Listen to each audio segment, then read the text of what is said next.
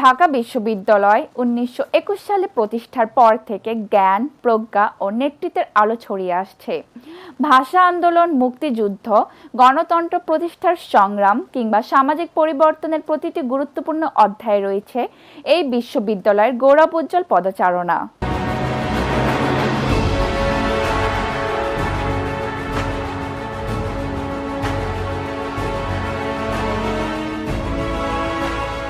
দেশের সর্বোচ্চ বিদ্যাপীঠ ঢাকা বিশ্ববিদ্যালয় ১০৬ বছরের দীর্ঘ যাত্রায় এই প্রতিষ্ঠান শুধু শিক্ষিত মানুষই তৈরি করেছে রাষ্ট্রনায়ক, বিজ্ঞানী, সাহিত্যিক, অর্থনীতিবিদ এবং সমাজ পরিবর্তনের অগ্রদূত। ঢাকা বিশ্ববিদ্যালয় গত ১০৬ বছর ধরে এই অঞ্চলের মানুষের জ্ঞান বিজ্ঞান চর্চার পাশাপাশি মানুষের গণতান্ত্রিক অধিকার, মানুষের মৌলিক মানবিক অধিকার প্রতিষ্ঠায় ঢাকা বিশ্ববিদ্যালয় যে অনন্য ভূমিকা পালন করে আসছে, সামনের দিনেও ঢাকা বিশ্ববিদ্যালয় শুধু এই জাতির নয়, গোটা বিশ্বের জ্ঞান সম্পদ অর্জনের ক্ষেত্রে, জ্ঞান সম্পদ উন্নয়নের ক্ষেত্রে ভূমিকা রাখার পাশাপাশি ঢাকা বিশ্ববিদ্যালয় তার যে সামাজিক এবং তার যে সাংস্কৃতিক দায়িত্ব পালন করেছে, সেই দায়িত্বটিও অব্যাহত থাকবে।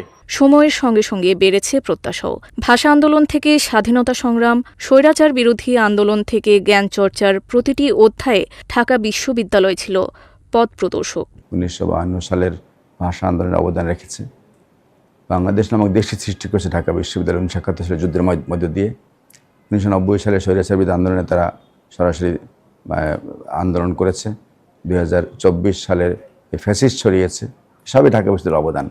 অর্থাৎ ঢাকা বিশ্ববিদ্যালয় শুধুমাত্র একটা শুধু শিক্ষা না, গবেষণা না, এর বাইরেও জাতি গঠনেও ভূমিকা রেখেছে, যা পৃথিবীর ইতিহাস বিরল বা নাই বললে চলে। ১০৬ বছরে দাঁড়িয়ে শিক্ষক শিক্ষার্থীদের প্রত্যাশা, অতীতের গৌরবকে ধারণ করে আরও গবেষণামুখী, আধুনিক ও আন্তর্জাতিক মানের বিশ্ববিদ্যালয়ে পরিণত হোক প্রিয় এই বিদ্যাপীঠ। ঢাকা বিশ্ববিদ্যালয়ের ১৯২১ সালে প্রতিষ্ঠার পর তার সামাজিক, সাংস্কৃতিক, রাজনৈতিক, রাষ্ট্রীয় অনেক পরিবর্তন করেছে, অনেক উন্নয়নও করেছে। এই দিক থেকে ঢাকা বিশ্ববিদ্যালয়ের সাথে কোনো বিশ্ববিদ্যালয়ের তুলনা চলে না। কিন্তু আমি যদি গবেষণার কথা বলি, গবেষণার দিক থেকে প্রকৃত অর্থে ঢাকা বিশ্ববিদ্যালয় তার যে অর্জন সেটি অনেকটাই পিছিয়ে আছে। ঢাকা বিশ্ববিদ্যালয় আছে বলেই বাংলাদেশের যে কোনো আন্দোলন, সংগ্রাম সহ রাষ্ট্র ব্যবস্থাপনায় তাদের বড় একটা অংশীদারিত্ব আমরা দেখতে পাই। সবচেয়ে বড় কথা হচ্ছে, আজকে অনেক সময় প্রশ্ন ওঠে বিশ্ববিদ্যালয়ের মান নিয়ে।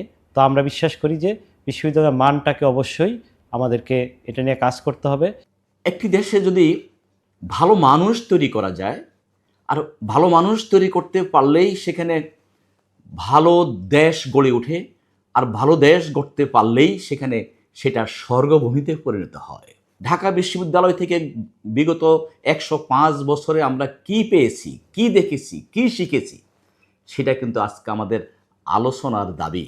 এই ১০৫ বছরের ইতিহাসে অনেক উত্থান দেখেছি, অনেক পতন দেখেছি। এখানে আমাদের শিক্ষার্থীদেরকে গড়তে গিয়ে, শিক্ষার্থীদেরকে তৈরি করতে গিয়ে আমরা এমন কিছু নেই যেটা আমরা দেখি নাই।